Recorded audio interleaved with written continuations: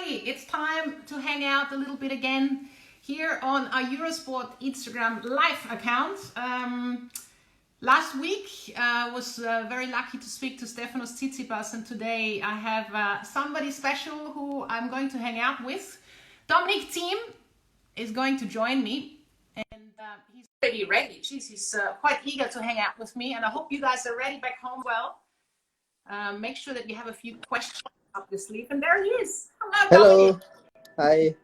Great to see you. Now we have to tell the viewers that we are actually speaking in English. Probably some of you back home think that we're going to speak German, but we want the whole world to be able to understand us, right? Haven't spoken English for a while, so maybe I'll do some mistakes, but I think it's fine. Well, the good thing is you can speak German and I can translate it. Okay. Where are you at the moment? You're not home, are you? Or at the tennis court? No, I had an appointment in Vienna, and I'm really close to St. Stephen's Cathedral. So in the center of Vienna.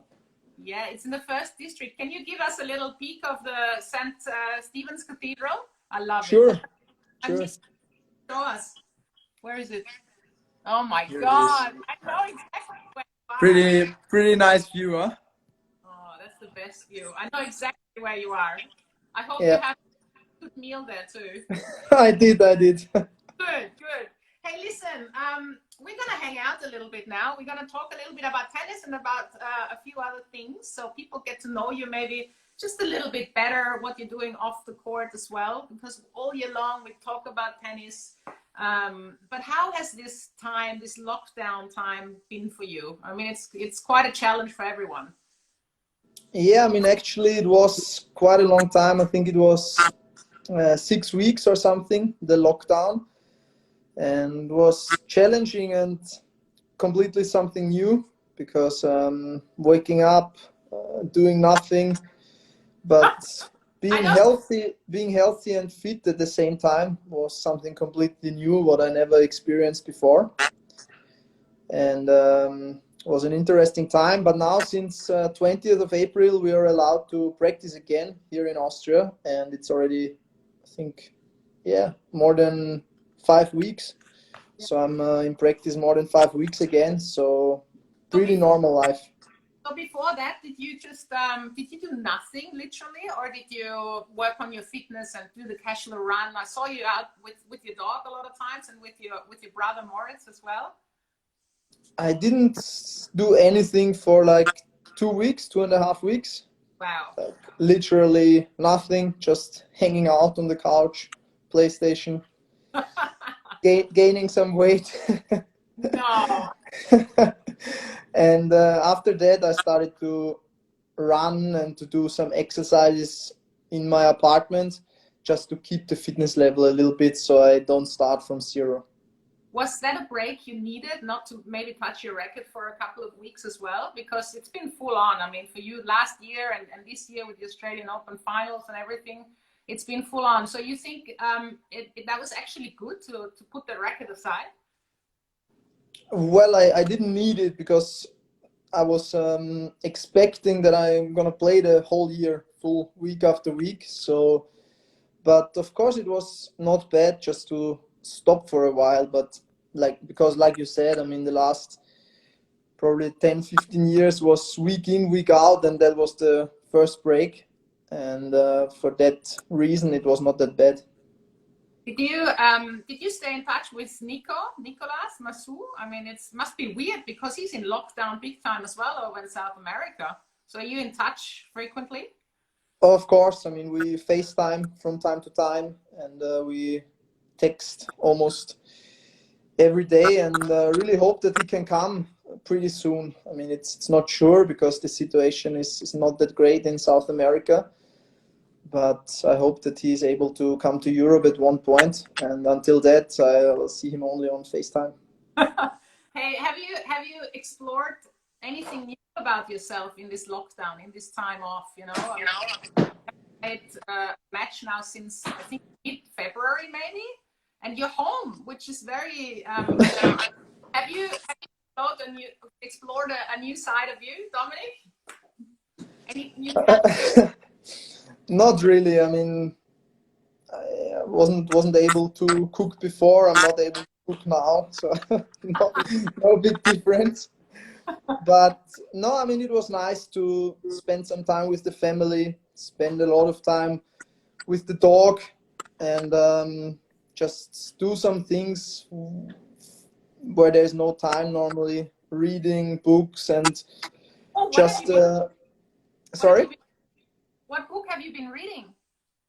all kind of books like biographies, criminal books, everything. Which biography did you read? Lots of them. I think I read Rafa's biography, actually. Okay. I read now in this time. Then some footballers, Yeah. Michelle Obama I was reading, so very interesting.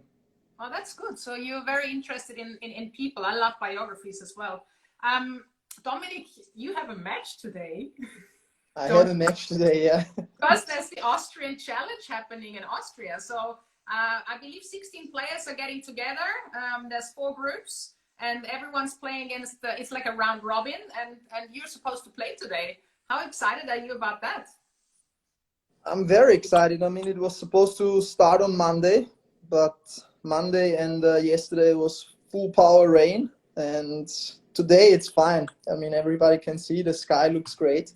Yeah, it does. So today, 4 o'clock European time, is the first match, and I'm really excited because I think since I'm born, I haven't played no match that long. So let's see what's gonna happen.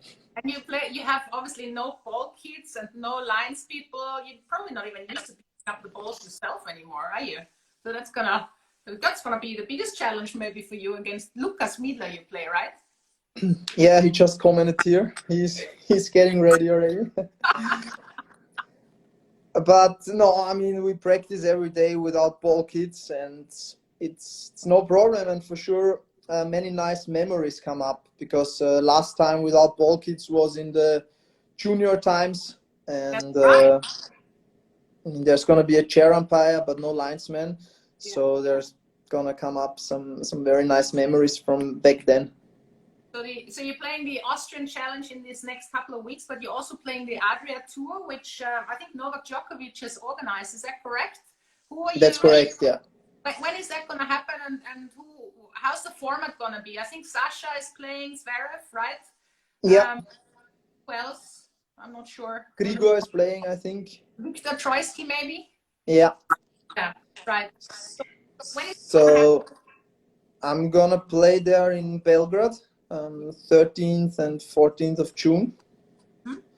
And it's amazing. I mean, it's so good that we have some matches again, and that we can hopefully travel around a little bit again, get back to normal life, and we'll see what's gonna happen there. How we're gonna come back on court. Yeah, I know. Well, it's for sure. I mean, it's an exhibition, obviously, and I'm sure it's gonna be fun. But do you think the normal tour will resume this year? Do you have faith in it that you're gonna play some tournaments this year? I don't know at all. Of course, I hope. I mean, I would love to come back still this year, but well, I think it's way more important that the health of all the people. If this is the case, then we can start to play sports again in front of many people. But I think me and also everybody else hopes that it's still happening this year. Somebody's asking if you can have a hit with that person in Belgrade. So somebody in Belgrade is actually watching us as well. Hello to Belgrade. Dominic is going to be there in a couple of weeks. Normally, Dominic, you're in Austria and Vienna. I'm in Australia. We both normally would be in Paris. How tough is it for you, and how disappointing is it for you not to be there at the place where you had your biggest success pretty much at Grand Slam events, and that's your favorite surface as well, clay? I mean, honestly, I stopped thinking about that the first weeks in lockdown and the first weeks at home. I was all the time thinking about where would I have been now, which place on earth I would have been now. So actually, I just saw yesterday on Eurosport some of the nicest or best matches in the past of Paris, of the French Open.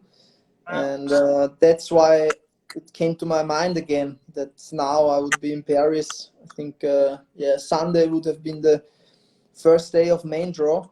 And that's pretty sad, of course. But who knows? Maybe we'll still play the French Open this year. That's exactly end of September. Hopefully, we're all gonna be there.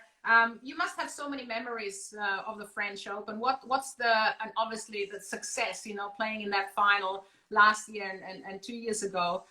What's the one thing that pops up right away? A feeling maybe, or a moment, you know? Maybe it wasn't even the final or after the final, or what? Just pick one maybe for us.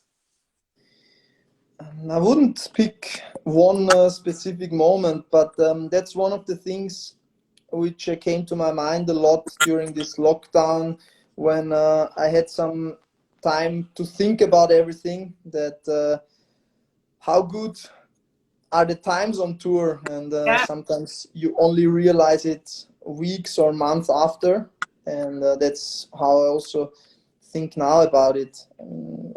Amazing 3 weeks last week in the French Open. I can remember almost every single moment of that, and I love to think back, and that's why I don't really pick one specific moment, but I just rethink these 3 weeks, rethink the matches, but also rethink the nice time I spent in Paris, and that's just amazing to have memories like that.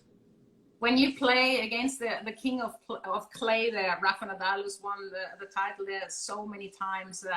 In last year in 2019, when you went on the court, I really want to know, did you go in there and believe that you could beat him or will beat him? Because it must be so hard. I just always wonder at the French Open, when you play against Nadal, how is your mindset?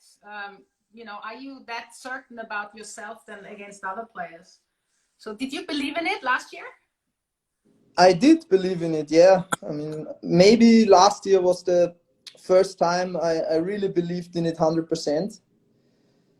Because last year was the 4th time I played him, and the first 3 times maybe there was a little doubt always in the back of my head. But last year I believed in it 100% because I was playing great tennis. I had amazing confidence after I beat Novak in the semis, and I think the first 2 sets maybe was the best clay court tennis I ever played. But I think, I mean, I never asked Rafa, but I think that he had a very, very good day in the final, because he was playing amazing. And at the end, I mean, I gave everything I had, and there must be a reason why he won the tournament 12 times. So at the end, I had to accept it, and hopefully I'll get another chance maybe later this year or next year. What's the hardest part when you're facing Rafa on clay, on Philippe Chatrier in the final of Roland Garros? What's the hardest part playing him? Is it playing 5 sets, you know, on a level which is that high? Is it a physical thing? Is it a mental thing? Is it one particular shot? What makes it so freaking hard to beat him there? It's a little bit of everything. I mean, of course, I step on the court and I know that probably I'm gonna have to fight every single point for the next 3, 4, 5 hours. I have to be on my absolute limits, physically, mentally. So it's not a nice night before, and it's not nice hours before you step on the court. It sounds then, of course, you also have to beat not only him, but also his legend there. And always in the back of your mind is that he lost only 2 matches there and won the title for 11 times, and they are now 12.